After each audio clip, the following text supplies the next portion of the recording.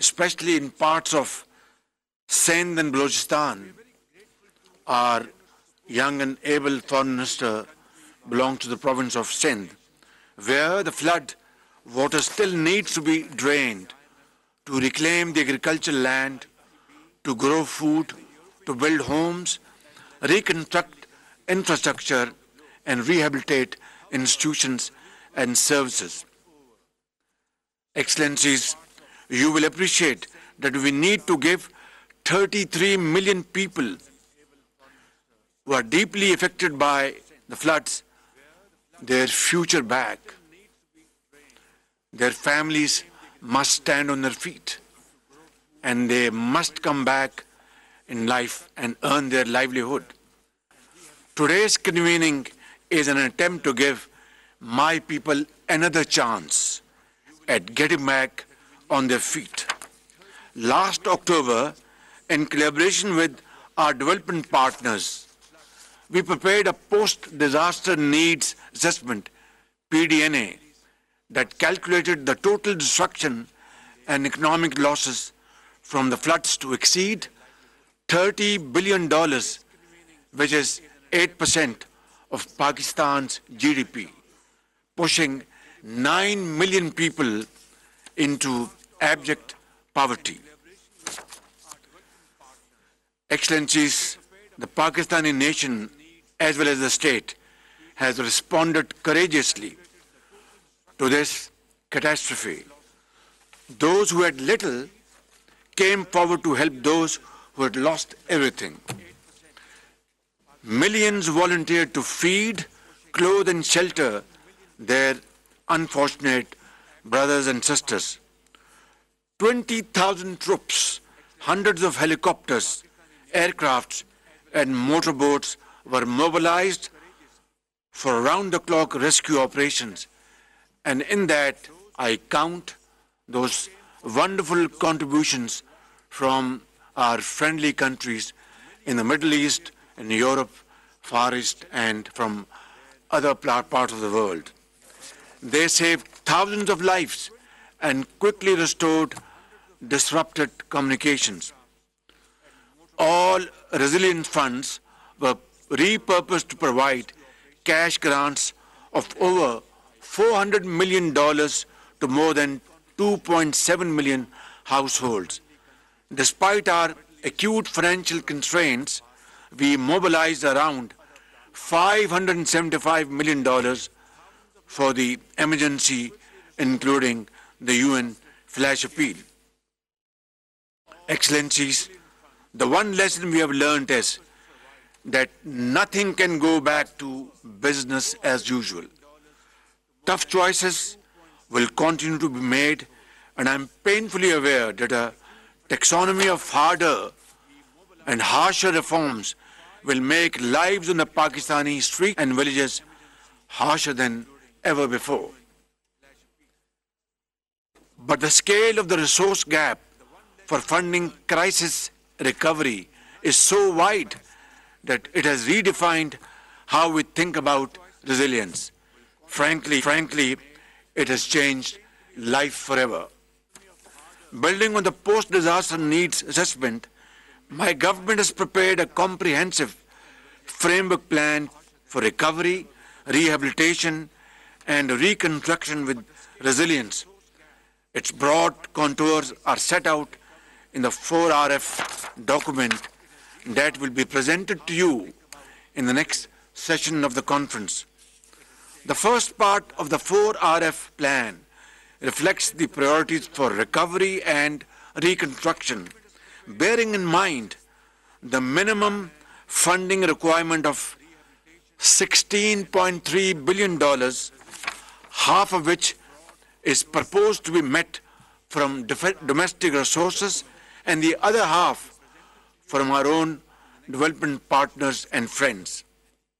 The second part of the framework plan incorporates flood resilience in the design and infrastructure projects, such as protecting key highways, the main railway line network, as well as an early warning system and capacity building for rescue and relief in future disasters. Our funding gap for minimum recovery is $8 billion and will be needed over the span of the next 3 years. Excellencies, it is clear that Pakistan's ability to recover from the colossal flood disaster, to restore critical infrastructure and revive rapid economic growth will hinge substantially on the speed of these actions. And the most important link in this chain will be financial resourcing. If that gap continues to obstruct our recovery and minimum resilience needs, the results may be too catastrophic to imagine.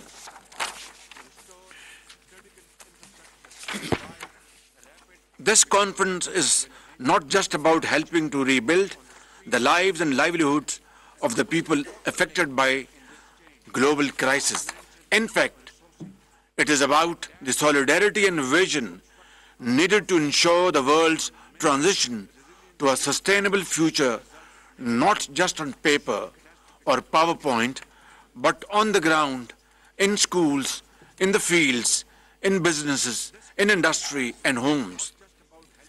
Even as we plan for a future of resilience, the shocks that disaster bring can never be wholly accounted for, but resilient societies look for the light of opportunity in the darkness of disaster. It is precisely this kind of strategic reset that I'm trying to kickstart today in seeking your support for a recovery plan for the people of Pakistan who are, by the grace of God, very resilient. I know these are times of extreme pressure and economic hardships in many countries, but Pakistan needs a new coalition of the willing, one that can save lives and put them on a path to responsible global citizenship. Ladies and gentlemen, what I'm asking of you is more than a rebooting of your compassion for humanitarian relief needs.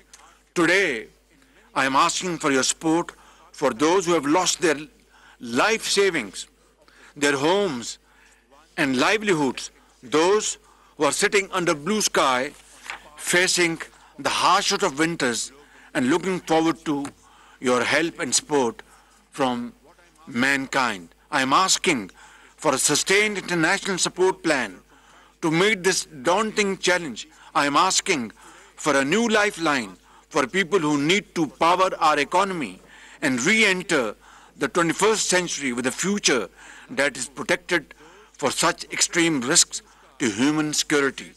Together, we have to rebuild their lives and their dreams.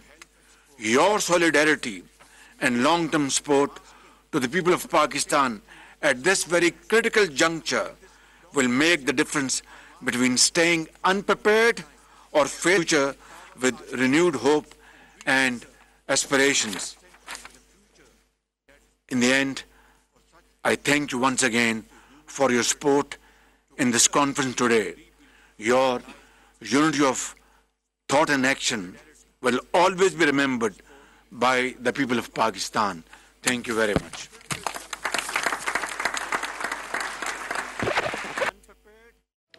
वज़ीर आज़म शहबाज शरीफ ने Geneva में सैलाब ज़दगान के लिए मुनक्किद की गई आलमी donors conference से खिताब किया है। सैलाबी सूरत हाल दुनिया को बताई है। ये कहा है कि हर गुजरते दिन के साथ मसाइल बढ़ते जा रहे हैं, रिलीफ का काम अभी ख़त्म नहीं हुआ। पाकिस्तानी अवाम एंटोनियो गुतेरेस की सपोर्ट को हमेशा याद रखेगी। पाकिस्तान को सैलाब से $30 अरब का नुकसान हुआ है। पाकिस्तान मुश्किल में मदद करने वाले ममालिक को कभी नहीं भूलेगा। सैलाब से तालीमी इदारों, मकानात, ज़राअत को भी नुकसान पहुँचा। सिंध और बलूचिस्तान के कई इलाकों में अब भी पानी खड़ा है। सैलाब से 90 लाख अफराद गुर्बत की लकीर से नीचे चले गए हैं। Permettre de prendre la parole devant vous pour témoigner le soutien de la France au Pakistan. Nous l'avons fait dès l'été dernier, lorsque le pire est arrivé, et je veux, après les images que nous avons vues, après les mots que vous avez eus, Monsieur le Premier ministre et